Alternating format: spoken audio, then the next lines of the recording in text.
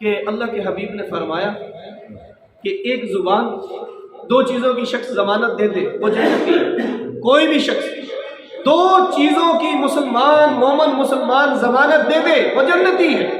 فرمایا کہ ایک زبان اور ایک ٹانگوں کے درمیان شرمگاہ۔ جو شخص ضمانت دیتا ہے وہ جنتی ہے۔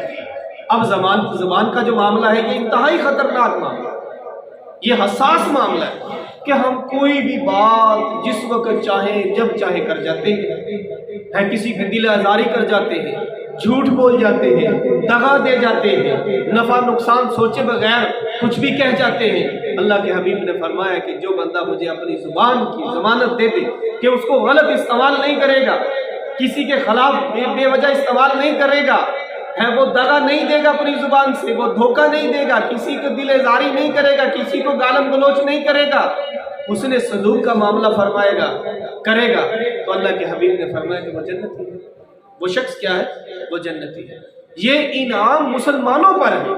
ایک وہ جو تنبیہ ہے وہ کافروں کی، وہ میں نے پڑھ کے بتائی کہ اللہ تعالیٰ نے بتایا کہ کافروں کا حشر دوزخ میں کیسے ہوگا، اور دوسری جگہ اللہ تعالیٰ نے قرآن پاک میں یہ بیان فرمایا کہ مومنوں کا جنت میں رہن سہن کیسے ہوگا، اور جو مومنوں کا رہن سہن ہے وہ بڑا پیارا ہے۔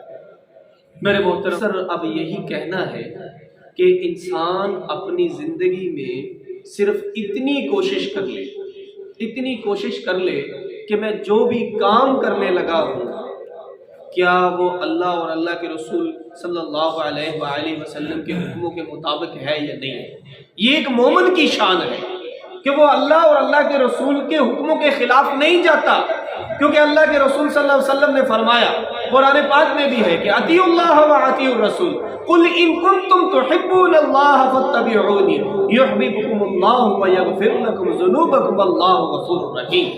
اللہ تعالیٰ خود فرماتا ہے کہ اے میرے بندو، اگر تم چاہتے ہو کہ میں تم سے محبت کروں، یہ ایک بہت بڑا انعام ہے کہ اللہ بندوں سے محبت کرنا چاہتا ہے۔ اللہ نے ایک شرط رکھ دی کہ اگر تم چاہتے ہو کہ میں تم سے محبت کروں تو پھر فرمایا کہ تم میرے محبوب کی اطاعت کر لو۔ کیا کر لو؟ میرے محبوب کی اطاعت کر لو، میرے محبوب کے حکموں کے خلاف نہ جانا۔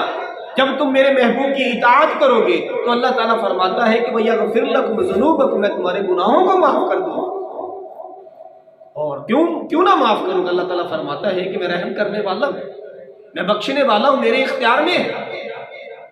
اور جو بندہ میرے محبوب کی مانتا ہے تو میرا پسندیدہ بن جاتا ہے، اس کو میں تقویٰ دے دیتا ہوں، وہ تقویٰ اختیار کرتا ہے، وہ میرا پیارا بن جاتا ہے، میرے قریب آتا ہے۔ اور پھر اللہ تعالیٰ فرماتا ہے کہ جو بندہ میرے محبوب کی اطاعت ہر لمحہ کرتا ہے تو پھر میں اس بندے کا ہاتھ بن جاتا ہوں، پھر میں اس بندے کی زبان بن جاتا ہوں، پھر میں اس بندے کی آنکھ بن جاتا ہوں، پھر اس بندے کے میں پاؤں بن جاتا ہوں، پھر اس کا میں دل بن جاتا ہوں۔ کیسے؟ اللہ تو اتنی بڑی ذات بندے میں سمو گیا، اتنی بڑی ذات، ساری کائنات کا مالک تو ہے، تو ایک بندے کی ذات میں سمو سکتا ہے کہ جب تو میرے محبوب کی اطاعت کرتا چلا جائے گا تو پھر میں تیرا ہاتھ بن جاؤں گا، کیونکہ تیرا ہاتھ نیکی کی طرف اٹھے گا، نیک کاموں کی طرف اٹھے گا، تیری نظر نیک عمل کی طرف اٹھے گی، تیری سوچ جو ہے وہ نیکی کو ایکسپٹ کرے گی، برائی سے دور بھاگے گی، تیرے پاؤں ہر نیکی کے عمل کی طرف چلیں گے،